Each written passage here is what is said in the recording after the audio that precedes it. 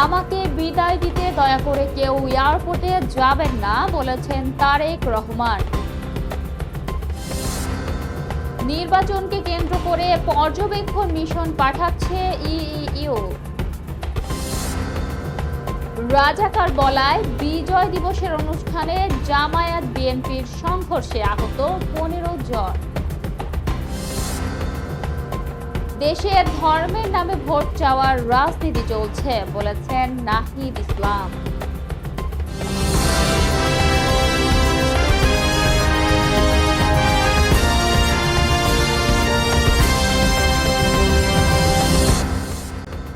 আসসালামু আলাইকুম, আমন্ত্রণ জানাচ্ছি সার্চ টিভির এখনকার সংবাদে। আপনাদের সাথে আছি আমি নীলা ইসলাম। এতক্ষণ শুনছিলেন সংবাদের শিরোনামগুলো, এবার জানাচ্ছি বিস্তারিত। বিএনপির ভারপ্রাপ্ত চেয়ারম্যান তারেক রহমান বলেছেন, 25 তারিখেই ইনশাল্লাহ আপনাদের দোয়ায় আল্লাহর রহমতে আমি দেশে ফিরে যাব। কিন্তু এখানেই উপস্থিত প্রত্যেকটি মানুষের কাছে আমার অনুরোধ, আপনারা সেদিন কেউ দয়া করে এয়ারপোর্টে যাবেন না। কারণ এয়ারপোর্টে গেলে একটা হট্টগোল তৈরি হবে এবং মানুষ জানবে এরা সব বাংলাদেশি।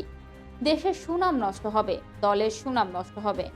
লন্ডনে যুক্তরাজ্য বিএনপির আয়োজিত বিজয় দিবস উপলক্ষে এক আলোচনা সভায় দেয়া বক্তব্যে তিনি এসব কথা বলেন।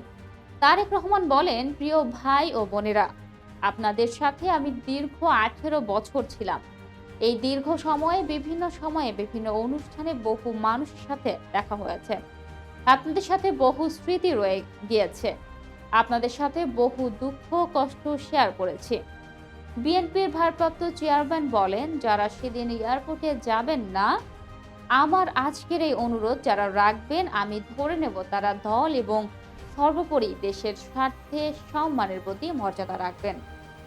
আর আমার মানা করা সত্ত্বেও যারা যাবেন, আমি ধরে নিব বাধ্য হব তারা ব্যক্তিগত স্বার্থের জন্য সেখানে গিয়েছিলেন। এদিকে বাংলাদেশে আসন্ন ত্রয়োদশ জাতীয় সংসদ নির্বাচন পর্যবেক্ষণে একটি পূর্ণাঙ্গ মিশন নিয়োজিত করেছে ইউরোপীয় ইউনিয়ন ইইউ। ইইউর কূটনৈতিক কার্যক্রমের শাখা দ্য ইউরোপিয়ান এক্সটার্নাল অ্যাকশন সার্ভিসের ওয়েবসাইটে এই সংক্রান্ত তথ্য প্রকাশ করা হয়েছে। বাংলাদেশি কর্তৃপক্ষের আনুষ্ঠানিক আমন্ত্রণে সাড়া দিয়ে ইউরোপীয় কমিশনের হাই রিপ্রেজেন্টেটিভ কাজা কালাস 2026 সালের 12 ফেব্রুয়ারি আনুষ্ঠানিক বক্তব্য সদস্য নির্বাচন পর্যবেক্ষণে এই ইলেকশন অবজারভেশন মিশন নিয়োজিত করার সিদ্ধান্ত নিয়েছেন। এই মিশনের প্রধান পর্যবেক্ষক হিসেবে ইউরোপীয় পার্লামেন্টের সদস্য ইভাইস ইজার্ভসকে নিযুক্ত করা হয়েছে। প্রধান পর্যবেক্ষক ইভার্স ইজার্ভস বাংলাদেশ ইইউ নির্বাচন পর্যবেক্ষণ মিশনে নেতৃত্ব দেওয়ার সুযোগ পাওয়ার সম্মতিবোধ করছেন বলে জানিয়েছেন। তিনি বলেন, এই মিশন নির্বাচনী প্রক্রিয়ায় একটি স্বাধীন ও পক্ষপাতহীন মূল্যায়ন করবে।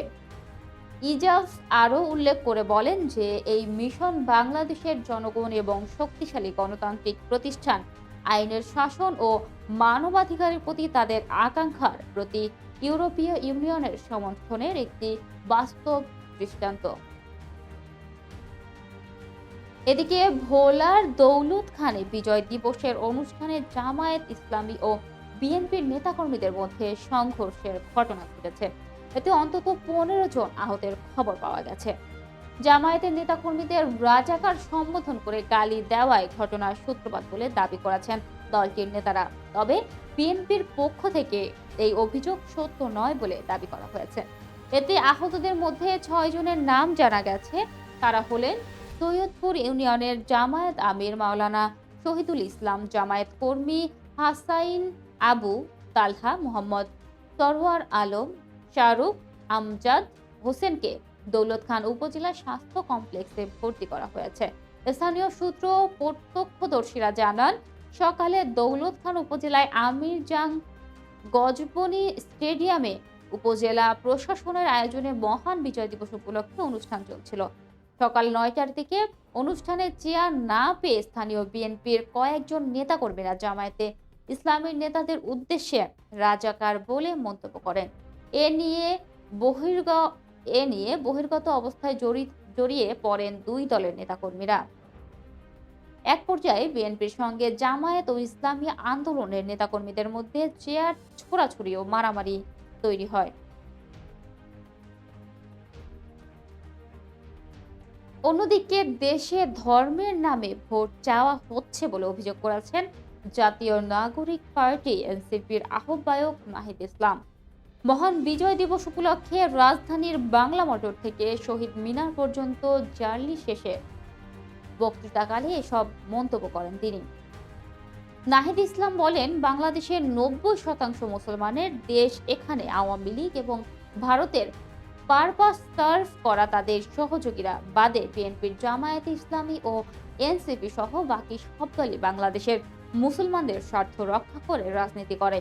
ফলে এখানে যেমন মুক্তিযুদ্ধের নামে দেশকে বিভাজন করা যাবে না, ইসলামের নামেও দেশকে বিভাজন করা যাবে না।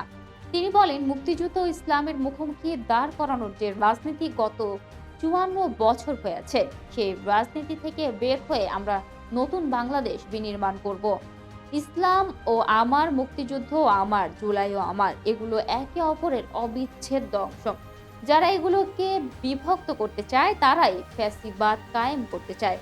জাতিকে বিভক্ত করতে চায়। দেশের ধর্মের নামে ভোট চাওয়ার রাজনীতি চলছে অভিযোগ করে নাহিদ ইসলাম বলেন, নির্বাচন বানচালের চেষ্টা চলছে। আমরা নির্বাচনের মধ্য দিয়ে গণতান্ত্রিক উত্তরণ ও সংসদের জোয়ার চাই। দর্শক, এই ছিল এখনকার মতো। পরবর্তী সংবাদ দেখার আহ্বান জানিয়ে এখানেই শেষ করছি। ধন্যবাদ সবাইকে এতক্ষণ সাথে থাকার জন্য।